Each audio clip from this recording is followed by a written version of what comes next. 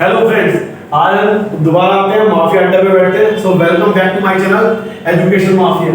सो देखिए जरा, हमने फर्स्ट क्लास में, हमने क्लास 10 का ट्रिग्नोमेट्री में हमने क्या देखा था कि पीबीपी एचएचबी परपेंडिकुलर बेस और परपेंडिकुलर एचएचबी क्या था, हाइपोट हाइपोट बेस। कैसे याद किया था, पापा बीआरपी हो गए और हाँ हाँ बेटा के नाम पे, तो हमने वो देखा था। उसके हमने किया था। अब आगे बढ़ते हैं कि एंगल्स कैसे निकालते हैं ट्रिग्नोमेट्री में। तो देखिए जैसे कुछ वैल्यूज है ना, 0 1 2 3 4, ये वैल्यू याद रखिए।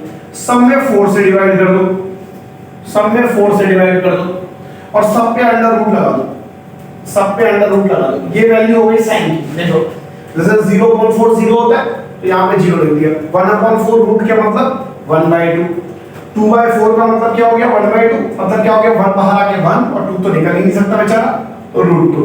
इसी तरह ये √3 और ये 2 और ये कितना आ गया 1, √1 की वैल्यू 1। तो ये साइन की वैल्यू है जो आपको ये फंडा ट्रिक याद करनी है। इसके बाद इसका उल्टा लिख दो, वहां से लिखना उल्टा स्टार्ट कर दो। पहले 1 लिख दिया, फिर क्या है √3/2, फिर क्या है 1/√2, फिर क्या है 1/2 और फिर क्या है 0।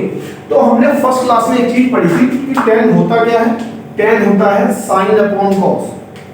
tan था sin अपॉन cos। तो यहां पे देखते हैं 0/1 का मतलब 0, इसके अपॉन में आएगा तो 2 से 2 कैंसिल होगा तो 1/√3, √2 से √2 कैंसिल तो 1, 2 से 2 कैंसिल तो क्या आ गया √3 और 1/0 क्या होता है अनडिफाइंड। ठीक है। अब इसके अलावा जैसे अगर आपको कभी cosec 30 निकालना है तो cosec किसका उल्टा होता है sin का, तो 1/2 का उल्टा कितना हो गया 2, ऐसे देख लेंगे आपको। इसी तरह sec 60 निकालना है तो sec किसका उल्टा होता है cos का, cos 60 की वैल्यू 1/2 है, इसका उल्टा कर लेंगे 2/1। अब देखिए इसके ऊपर क्वेश्चन कैसे बनता है। पहला क्वेश्चन, ठीक है, पहला क्वेश्चन जो ये आपका है एक सिंपल, आपको कोई भी ना वैल्यू दे देगा, जैसे आपसे ऐसे बोलेगा इसकी वैल्यू बता दी होगी आपको। एक नंबर पे क्वेश्चन आ जाएगा sin 30 cos 60 plus cos 30 sin 60, इसकी वैल्यू बताइए। तो हम क्या करेंगे, sin 30 1/2 होता है इसमें से आपको, लेकिन वैल्यू याद होनी चाहिए। ये √3/2 होता है, cos 30 की वैल्यू √3/2 होगी और sin 60 की वैल्यू √3/2। बस थोड़ी सी गलती है कि ये वैल्यू 1/2 है यहाँ पे cos 60। ठीक है, तो ध्यान रखिए 1/4 प्लस 3/4, तो आंसर कितना आ गया हमारा 4/4, आंसर इज 1। तो पहला एक सिंपल बेसिक क्वेश्चन हमारे पास इस तरीके से होगा। अब इसी एक नंबर में क्वेश्चन इसका जस्ट अपोजिट पूछ लेगा। जस्ट अपोजिट का मतलब क्या है, आपको ऐसे दे देगा 2 sin 2 थीटा इक्वल टू में √3, तो फाइंड थीटा, आपको थीटा की वैल्यू निकालनी है। तो ऐसे क्वेश्चन में क्या करेंगे, आप ध्यान रखो ट्रिग्नोमेट्री को एक जगह रखो और नंबर्स को एक जगह। ये √3/2, तो आपको ऐसे देखना है साइन में किसकी वैल्यू √3/2 होती है, साइन में किसकी वैल्यू √3/2 होती है 60। तो आप इसकी जगह पे क्या लिख सकते हैं sin 60 और ये क्या हो गया sin 2 थीटा। साइन से साइन कंपेयर हो गया तो 2 थीटा इक्वल टू कितना हो गया 60, तो थीटा की वैल्यू कितनी हो गई 30 डिग्री। ठीक है, सेकंड क्वेश्चन इस टाइप का होगा।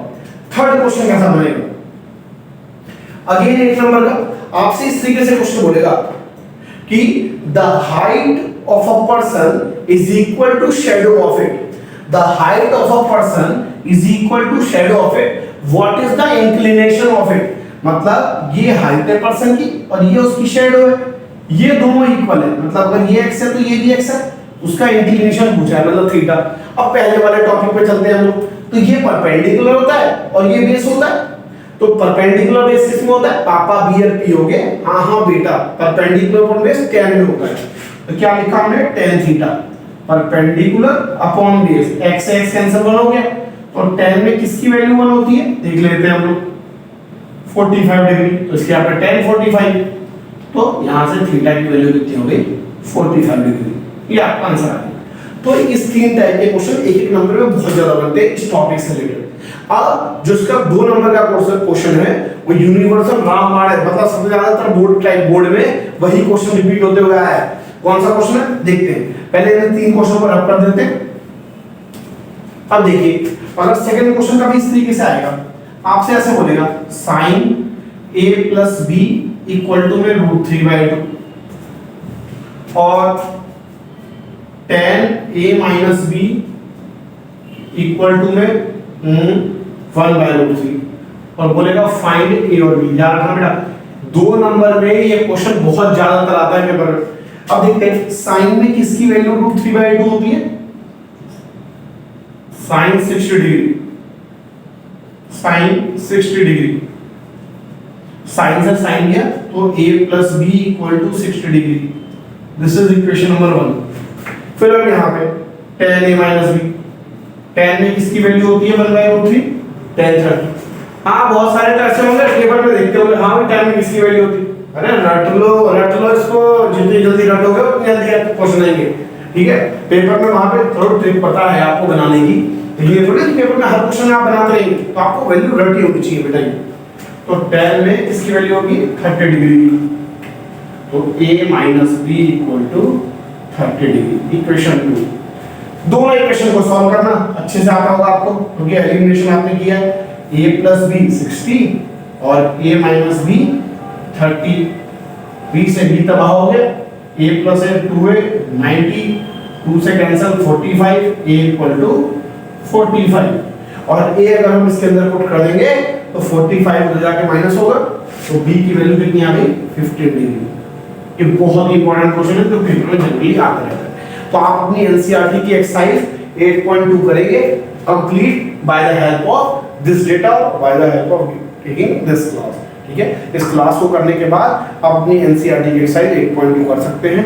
और अगर कोई प्रॉब्लम आए तो आप जरूर उसको कमेंट बॉक्स में लिखिएगा, ताकि आपके में प्रॉब्लम को रिजॉल्व कर सकें। सो अगर वीडियो पसंद है वीडियो को लाइक करिए और चैनल को सब्सक्राइब करना मत भूलिएगा। ये आपका भी चैनल है एजुकेशन माफिया। चलिए, थैंक यू सो मच।